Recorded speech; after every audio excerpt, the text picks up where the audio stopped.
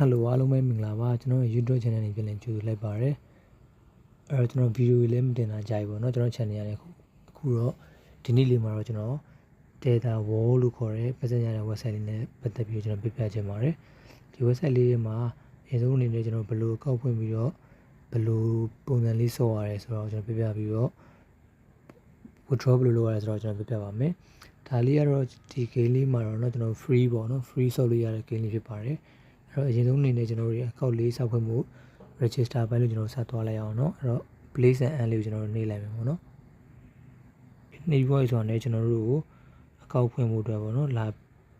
sign in လုပ်ခိုင်းတော့ကျွန်တော်တို့ကအကောင့်ဖွင့်ရသေးဘူးဆိုတော့ register ပေါ့เนาะ register လေးကျွန်တော်နှိပ်လိုက်မယ် AP ဆိုတော့လည်းထုံးတဲ့နာမည်ကျွန်တော်တို့အပေါ်ဆုံးမှာကိုယ့်ရဲ့ name လေးထည့်မယ် name ထည့်မယ်ပြီးရင် email address ထည့်မယ်ဒီ password ထည့်မယ် password နှစ်ကြောင်းထည့်မယ်ပေါ့เนาะပြီးရင်ကိုယ့်ရဲ့ country ပေါ့နော်ကိုယ့်ရဲ့ country code လေးမြန်မာဆိုမြန်မာလို့ရွေးလို့ရမယ်ရွေးဖို့ဆိုတာလည်းကျွန်တော်တို့တွေ invitation code အနေနဲ့ဒီတိုင်းလေးရှိဒီမှာပြစ်ပြီးတော့ကျွန်တော် register ဆိုတာလေးကိုကျွန်တော်နှိပ်လိုက်မယ်နော်အဲ့တော့ကျွန်တော်တို့လိုအပ်တဲ့အချက်လက်လေးကျွန်တော်ဖြည့်လိုက်မယ်အခုလိုမျိုးဒီ info တွေဖြည့်ပြီးသွားဆိုတာလည်း register လေးကျွန်တော်နှိပ်ကြည့်လိုက်မယ်နော်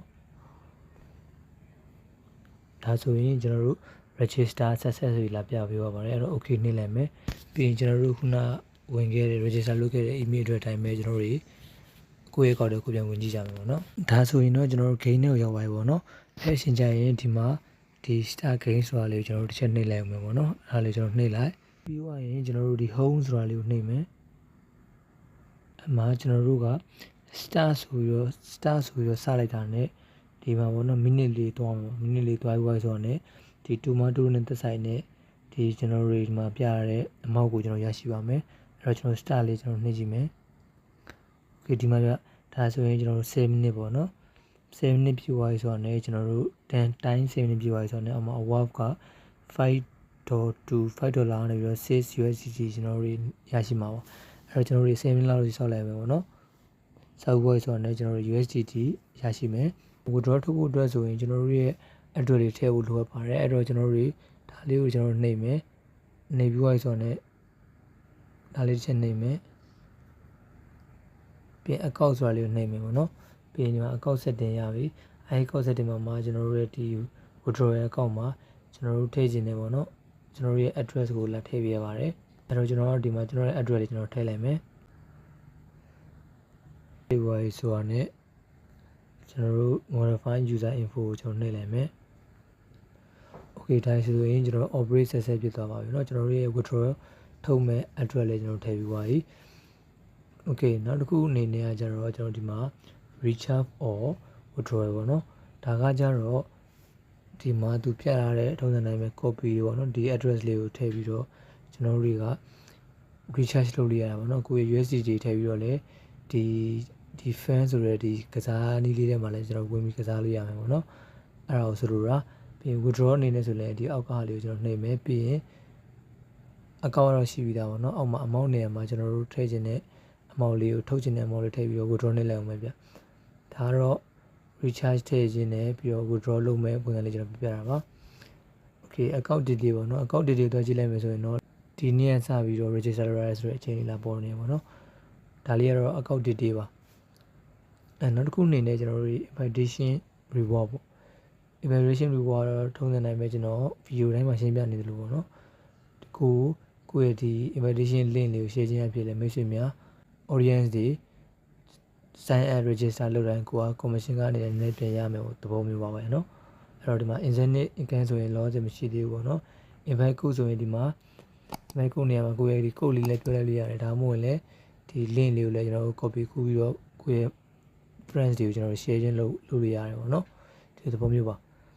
okay ဒါလေးကတော့ကျွန်တော် invitation reward ဖြစ်တယ်အဲ့တော့ဒီမှာ place and end ပေါ့နော်ခုန7 minute ပြည့်လားဆိုတော့ကျွန်တော်ဆက်သွားစောင့်ကြည့်လိုက်မယ်ပေါ့နော်အခုဆိုရင်ကျွန်တော်တို့ဒီ tomato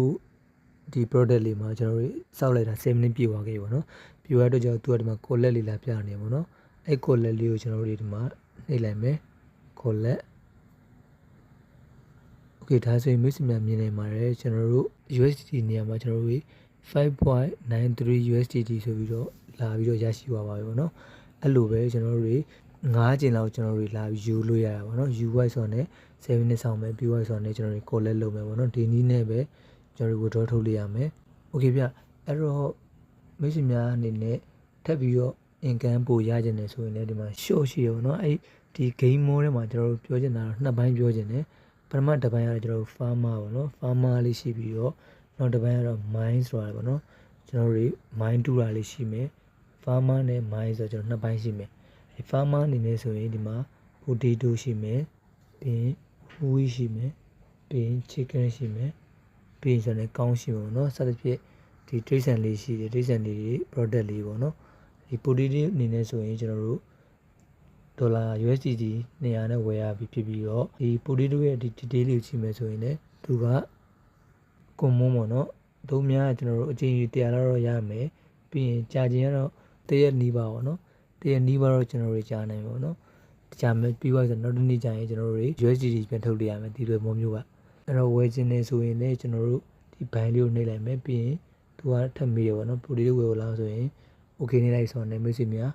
ဒီ potato လေးရပါတယ်ပေါ့ရဖို့အနေနဲ့ဆိုရင်တော့ကိုယ့်ဒီလက်ရှိအကောင့်တွေကို recharge လုပ်မှရမှာเนาะ recharge ဖြည့်ထားပြီးမှဒါလည်းဒီ potato လေးဝယ်ပေးရမယ်ပေါ့ဒီနည်းလမ်းနဲ့လည်း income นี่ပိုများအောင်ကျွန်တော်လုပ်လို့ရတယ်ဒေါ်လာ200လောက်ဝယ်ပြီးတော့ income ပိုများအောင်လည်းကျွန်တော်လုပ်နိုင်တယ်ပေါ့เนาะဒီနည်းလမ်းနဲ့ကျွန်တော်မိတ်ဆွေများဒီ tether wall ဆိုတဲ့ website လေးမှာ